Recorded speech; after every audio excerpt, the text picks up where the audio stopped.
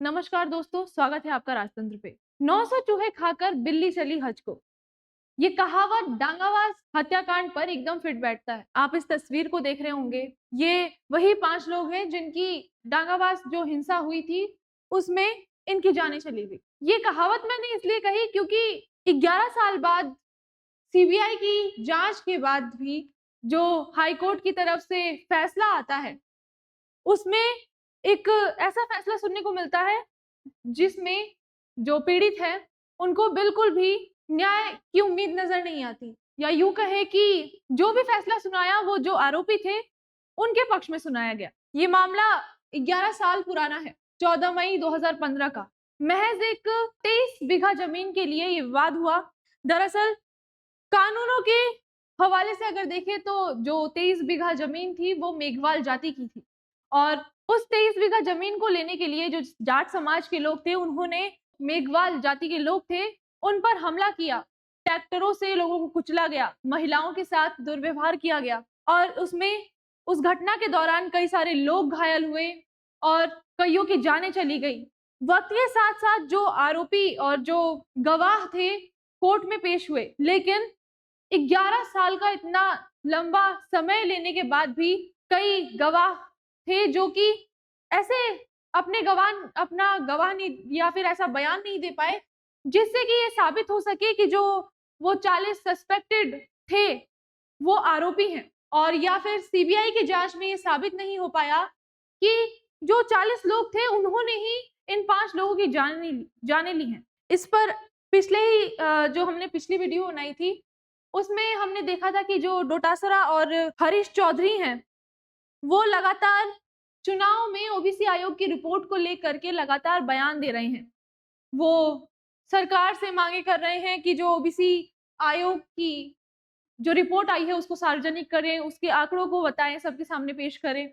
लेकिन जो डांगावास का इतना बड़ा गंभीर मामला हुआ है, जो हिंसा हुआ है, उस पर ये सभी नेता बोलने से बच रहे हैं। अभी हाल ही में कुछ दिनों पहले राजेंद्र गुडा का एक बयान आता है जिसमें वो अपने ही कांग्रेस के जो नेता है उनके खिलाफ बयान देते हैं।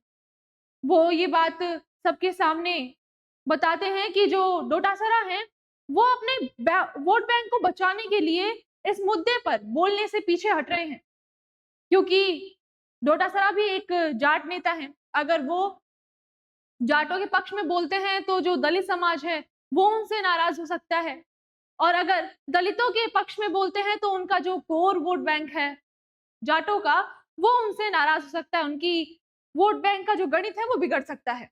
और फिर हाल ही में टीकाराम जूली भी पीड़ित परिवारों से मिलने गए थे और उनको ये आश्वासन दिया था कि आपका हाई कोर्ट से जो ये फैसला आया है उसके खिलाफ हम सुप्रीम कोर्ट में आवाज उठाएंगे और पूरी तरह से कोशिश करेंगे कि जो अगला फैसला आए और जो पीड़ित परिवार है उनको न्याय मिल सके। राजेंद्र गुड़ा ने टीकाराम जूली के खिलाफ भी बयान दिया कि उनको भी इस मामले पर जमीनी स्तर पर लगातार सक्रिय रहना चाहिए और उनके साथ न्याय की आवाज उठानी चाहिए। दोस्तों, बात करें हनुमान बेनीवाल की। हनुमान बेनीवाल तत्कालीन खींवसर के विधायक थे 2015 में। उन्होंने उस समय हनुमान बेनीवाल ने सरकार को कटघरे में खड़ा किया था कि वो इस मामले पे सही से निष्पक्ष जांच नहीं करवा रही है ताकि जो आरोपी थे उनको सजा मिल पाए। उस वक्त हनुमान बेनीवाल ने कहा था कि सरकार के खिलाफ आवाज उठाई जाएगी और जो अदालत ये घटना हुई है उस पर भी आवाज उठाई जाएगी। लेकिन अब बात करें नागौर जिले की। नागौर के डांगावास जो गांव है नागौर का, वो मुख्य रूप से जाटों और दलित समाज का बड़ा वोट बैंक है, या यूं कहें कि ये जो दो समुदाय हैं वो वहां पे मुख्य रूप से मौजूद हैं।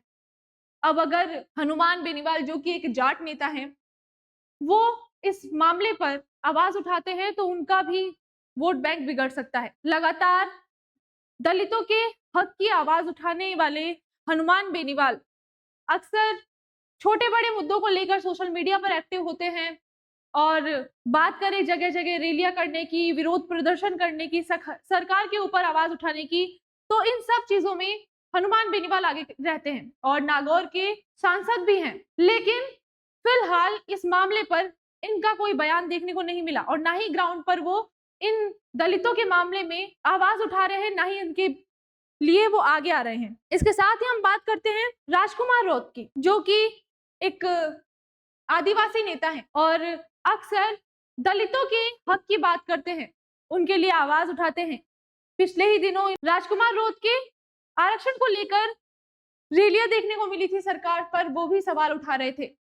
जो दलित आदिवासी समाज के लोग हैं उनके लिए आवाज उठा रहे थे, लेकिन डांगावास मामले में जो दलितों के साथ हुआ उन पर बोलने से ये भी बच रहे हैं। ऐसे में सवाल उठता है कि इस तरीके से डांगावास के मामले पर बोलने से ये नेता बच रहे हैं, इसके पीछे कारण क्या है? क्या वो हाई कोर्ट के जो कानून व्यवस्था है उससे डर रहे हैं या फिर वो प्रशासन से डर रहे हैं? शायद इसलिए वो इस मामले में बोलने से बच रहे हैं। इसके बाद बात करते हैं रविंद्र सिंह भाटी की, जो कि अक्सर मजदूरों को लेकर आवाज उठाते हैं और छात्रों को लेकर, आदिवासी कई सारे नेता हैं उनको लेकर वो लगातार ग्राउंड पर देखने को मिलते हैं और धरना प्रदर्शन पर भी हमेशा ये सक्रिय नजर आते हैं।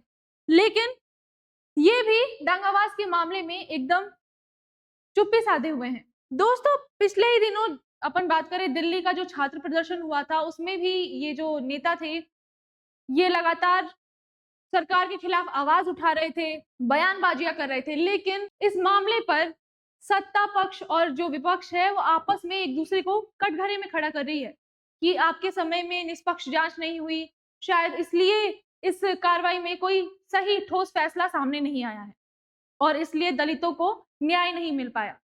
लेकिन ऐसे में क्या इस मामले पर इस तरीके से राजनीति करने से कोई फैसला मिल जाएगा? इस डांगावास मामले पे इस तरीके से एक दूसरे पर आरोप प्रत्यारोप लगाने के बजाय अगर ये सही से इस मामले पर निष्पक्ष जांच करें और कोर्ट में कोई ऐसी पैरवी रखने वाले वकीलों को नियुक्त करें, तो शायद इस मामले पर जो दलित और जो पीड़ित परिवार है उनको न्याय मिल सकता है। अभी हाल ही में पिछले दिनों इस मामले को लेकर जो राजधानी जयपुर है वहां पे जो दलित समाज है उन्होंने धरना प्रदर्शन किया शहीद स्मारक पर और इनके साथ ही वहां पे राजेंद्र गुढ़ा भी मौजूद थे। इसके बाद पिछले ही दिनों जो दलित वंश है उन्होंने सलूम्बर के जो जिला कलेक्टर है उनके सामने एक ज्ञापन सौंपा, जिसमें उन्होंने सुप्रीम कोर्ट में सरकार को हस्तक्षेप करने की मांग की। उन्होंने कहा कि सरकार हाई कोर्ट में एक ऐसे पैरवी रखने वाले, मजबूत अपनी बात को रखने वाले वकील को नियुक्त करे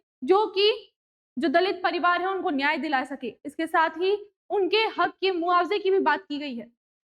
दोस्तों, डांगावास का मामला कोई छोटा मामला तो नहीं है, जिसमें हाई कोर्ट ने ऐसा फैसला सुनाया कि एक भी आरोपी मौजूद नहीं है। उसके नजर में हत्याएं तो हुई हैं, लेकिन सीबीआई ने कोई ऐसा ठोस सबूत पेश नहीं किया जिससे ये साबित हो सके कि ये जो हत्या है वो उन्हीं 40 लोगों ने की है। और इसके बाद जो वो 40 आरोपी हैं उनको बरी कर दिया जाता है। इसके बाद इस नेताओं के इस रवैये को देखते हुए एक कहावत याद आती है कि हाथी के दांत खाने के और दिखाने के कुछ और।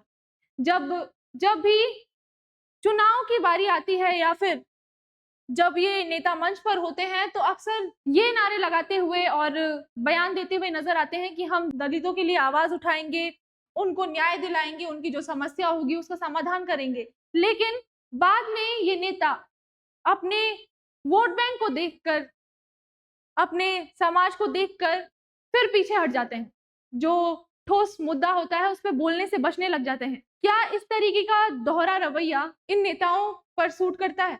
दोस्तों, डांगावास हत्याकांड का मामला किसी से भी छुपा नहीं है। राजस्थान में ये मामला भी सुर्खियों में चल रहा है और क्योंकि इस मामले पर कोई भी नेता आगे आने को तैयार नहीं है और ग्राउंड पर, हालांकि ट्वीट पर सब सोशल मीडिया पर एक्टिव है और इस मामले में नपे तुले बयान दे रहे हैं ताकि जो उनके जातिगत वोट बैंक है वो भी ना चूके और जो उनके कोर वोटर्स है वो नाराज भी ना हो और लोगों को ये भी दिख जाए कि वो इस मामले पर बोल रहे हैं। लेकिन एक भी नेता इस मामले में ग्राउंड पर पीड़ित परिवार है, जो दलित समाज है, उनके साथ खड़ा नहीं हो रहा। इसके बाद दलित समाज ने हाल ही में सरकार को ये अल्टीमेटम दिया है कि अगर डांगावास के इस मामले पर अगर सरकार हाई कोर्ट में किसी ऐसे वकील की नियुक्ति नहीं करती जो कि इस मामले को लेकर एक ठोस फैसला रख पाए, अपनी बात को हाईकोर्ट में पेश कर पाए, जिससे कि उनको न्याय मिल सके। ऐसा अगर नहीं होता है तो दलित समाज 20 अगस्त को विधानसभा का घेराव करेगा। अब ये देखना दिलचस्प होगा कि इस मामले पर सरकार का क्या रुख रहता है और जो ये नेता हैं, क्या वो डांगावास के मामले पर बोलते हैं या फिर नहीं। और इस डांगावास मामले में कब हमको न्याय का रास्ता देखने को मिलता है और उन पीड़ित परिवारों को कब न्याय मिलेगा, ये देखना दिलचस्प होगा। और ऐसी ही खबरों के लिए हमारे साथ जुड़े रहिए। धन्यवाद।